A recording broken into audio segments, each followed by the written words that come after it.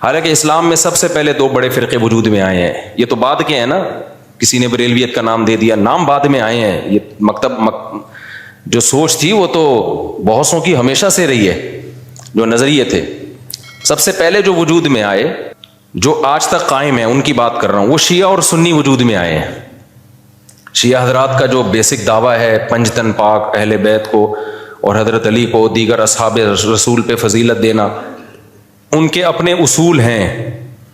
وہ ان اصولوں پر عمل پیرا ہیں. وہ 2 نمازیں ہمیشہ اکٹھی پڑھتے ہیں. وہ 3 طلاق کو ایک بھی نہیں مانتے, کچھ ایک مانتے ہیں, کچھ ایک بھی نہیں مانتے. حضرت عمر رضی اللہ تعالیٰ عنہ کے فیصلوں کو بالکل لفٹ نہیں کراتے. تبھی وہ متع کو بھی جائز سمجھتے ہیں. ان میں بڑے فرق تھے ان کے اندر اور سنیوں کے اندر. ان کا عقیدہ بھائی 11 امام ہے, 12 امام ہے. وہ امام کو بھی بہت زیادہ امام کو درجہ دیتے ہیں وہ. تو جو یہ عقیدوں کے حامل نہیں تھے, جن کا یہ عقیدہ تھا نہیں بھائی قرآن حدیث اور صحابہ, خلفائے راشدین کو بھی ویلیو دینی ہے, تمام صحابہ کو ماننا ہے, ہر نماز اپنے ٹائم پہ پڑھنی ہے.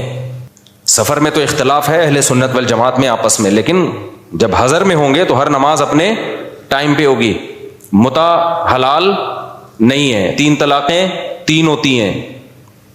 تو جن کا یہ کانسیپٹ تھا ان کو کیا کہا جانے لگا, اہل سنت والجماعت. حالانکہ آپ کہتے نہیں جی ہم فرقوں میں نہیں پڑھیں گے, یہ مسلم ہیں, تو اس کا مطلب آپ نے ان کو کیا مان لیا, غیر مسلم. اگلا قبول کر لیتا اس نعرے کو, وہ کہتا ہے بھائی ہم وہ تو کہہ رہے ہیں ہم تو مسلم ہیں. وہ تھوڑی آپ اس کو 100 دفعہ غیر مسلم کہیں, اگلا ایکسیپٹ کرنے کے لیے تیار نہیں ہے. تو علماء نے کیا کیا بھائی, ٹینشن سے بچنے کے لیے کہ بھائی 2 مکاتب فکر ہیں, ایک کو اہل سنت والجماعت کہا جاتا ہے اور ایک کو شیعہ کہا جاتا ہے. پھر اہل سنت والجماعت کو شارٹ فارم میں سنی کہا جانے لگا. میں نے کہا نا زبان جو ہے وہ پرواہ نہیں کرتی ہے, زبان آٹومیٹیکلی وجود میں آتی ہے. لوگ جس چیز میں آسانی دیکھتے ہیں اس کو خود وضع کرتے ہیں. جو زبان کے الفاظ ہیں ان کو وضع کسی ادارے میں نہیں کیا جاتا, وہ آٹومیٹیکلی لوگوں کی زبان پہ. ابھی آج کے نا پروگرام تو بڑھ گیا, چل رہا ہے نا مارکیٹ میں, اب یہ کسی نے بیٹھ کے بنایا ہے, اب ہر جگہ یہ وڑ گیا کا لفظ. اب اصل وڑ گیا کہ جو بھی مطلب ہو, اصل وڑ گیا. مجھے کل کسی نے کہا یہ وڑ گیا بہت برا لفظ ہے, اس کا تو یہ مطلب ہے, اس کا تو وہ مطلب ہے, یہ وڑ گیا کا لفظ. میں نے کہا جو بھی مطلب ہے ابھی یہ نہیں ہے, ابھی وہ مطلب ہے جو مارکیٹ میں چل رہا ہے. وڑ گیا کا مطلب بیڑا غرق ہو گیا پروگرام کا. اچھا چھالیاں بھی آ گئی, میم سے بہت آ رہی ہیں, پروگرام تو وڑ گیا. میں شہد لینے گیا تو میں چٹان کے اوپر چڑھا ہوا تھا نا, بہت ہائٹ پہ, ایک یعنی 1000 فٹ بلندی پہ شہد کے لیے میں بلوچستان کے پہاڑ پہ چڑھا. شہد کا چھتا میں نے کہا اپنے ہاتھوں سے کاٹوں گا میں, شوق ہے ہمیں اس طرح کی حرکتوں کا. اب بہت اوپر ہم چڑھ گئے, پھسلنے کا خطرہ تھا, دھڑام سے نیچے آتا. تو جب چھتا کاٹ رہا تھا میں نے کہا ایسا نہ ہو کہ پروگرام تو وڑ نہ جائے کہیں, پاؤں پھسلے اور پروگرام لوگ کہیں پروگرام تو وڑ گیا, کیونکہ ویڈیو بھی بن رہی تھی. تو اب آپ لوگوں کو سمجھاؤ نہیں وڑ گیا, ایکچولی بہت اس کے برے معنی ہیں اور فلانا ہے. او بھائی کسی کا ذہن اس برے معنی کی طرف نہیں جا رہا. تو زبان بالکل نیچرل وے میں وجود میں آتی ہے اور اس کو جیسی ہے ویسے ہی رہنے دینا چاہیے, اس کو چینج نہیں کیا جا سکتا. تو اب بالکل ایسا ہی ہے کہ جو اہل سنت والجماعت تھے, شارٹ میں لوگوں نے ان کو کیا کہنا شروع کر دیا, سنی. اب آپ یہ کہیں میرا کوئی فرقہ نہیں ہے, میں کسی فرقے کو نہیں مانتا, میں صرف مسلمان ہوں. تو لوگ آپ سے پوچھیں گے کہ بھائی آپ شیعہ ہو یا سنی ہو, وہ کہ میں شیعہ سنی کو نہیں مانتا, میں مسلم ہوں. میں کیا ہوں, خالص مسلم.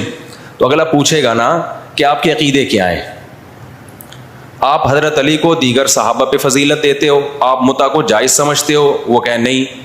اسے کہا جائے آپ ہر وقت 2 نمازیں اکٹھے کرنے کے قائل ہو, ظہر ہمیشہ جیسے شیعہ لوگ پڑھتے ہیں, وہ کہے گا نہیں.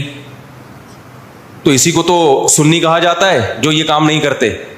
آپ سب صحابہ کو مانتے ہو, ہاں جی مانتا ہوں, تو یہی تو سنی ہے, انہی کو تو سنی کہتے ہیں. کہ نہیں میں سنی نہیں, میں مسلم ہوں. تو بھائی جو عقیدے آپ کے ہیں ان شارٹ اس کو سنی کہا جاتا ہے. تو اس میں کیا تکلف ہے منہ سے پھوٹ دو کہ میں سنی ہوں, مان رہے ہو انہی عقیدوں کو. تو اسی کے تو لوگوں نے آسانی کے لیے ان شارٹ کیا کہنا شروع کر دیا, سنی کہنا شروع کر دیا. اب آپ اس لیے نہیں کہہ رہے اپنے آپ کو سنی کہ میں فرقے کی چھاپ نہیں لگانا چاہتا. بھائی چھاپ لگانا چاہو یا نہیں چاہو, پبلک جو ان عقیدوں کا حامل ہوتا ہے پبلک اس کو سنی ہی سمجھتی ہے. تو آپ بول دو میں سنی ہوں, کچھ نہیں ہوتا اس سے, کوئی قیامت نہیں آ جائے گی. ایسے موقع پہ بلا وجہ نہیں چیختے پھرو کہ میں سنی ہوں، میں فلانا ہوں، میں ڈمکانا ہوں، میں یوں ہوں. جب ضرورت پڑے تو کہا جا رہا ہے نا، بلا وجہ تھوڑی ہائی لائٹ کیا جا رہا ہے. اور آسان مثال، بر صغیر میں جب احمد رضا خان بریلوی آئے اور انہوں نے وہ بہت زیادہ اس کا پرچار کیا، خاص جو ان کے مخصوص عقائد تھے وہ صحیح تھے غلط تھے، اس کو بحث میں تو میں جا ہی نہیں رہا. اس کے بعد ایک خاص مکتبہ فکر وجود میں آیا کہ بھائی ربیع الاول کو عید کا دن کہنا ہے اور تیجا کرنا ہے، 40واں کرنا ہے، جو بھی کر رہے ہیں وہ ایکٹیویٹیز.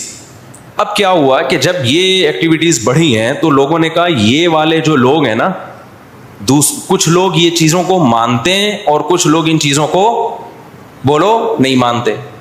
تو لوگوں نے جو نہیں مانتے تھے ان کو دیوبندی کہنا شروع کر دیا، جیسے ہم لوگ نہیں مانتے، ہمارے اکابر بھی نہیں مانتے تھے. تو لوگوں نے کہا کہ یار یہ جو مکتبہ فکر ہے نا، ان کا تعلق زیادہ تانے بانے ان کے دیوبند مدرسے سے جا کے ملتے ہیں. تو چاہے اب تانے بانے دیوبند سے ملیں یا نہ ملیں، بر صغیر میں صرف دیوبند کا مدرسہ تھوڑی تھا، لاکھوں ہزاروں مدرسے تھے. چاہے جس مدرسے سے بھی فارغ ہو، چاہے وہ دیوبند کا نہ بھی ہو، پبلک نے اس کو کیا کہنا ہے؟ دیوبندی.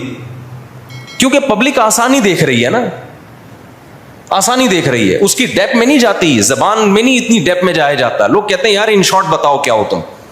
اور جو لوگ یہ کام کر رہے تھے ان کو پبلک نے کیا کہنا شروع کر دیا؟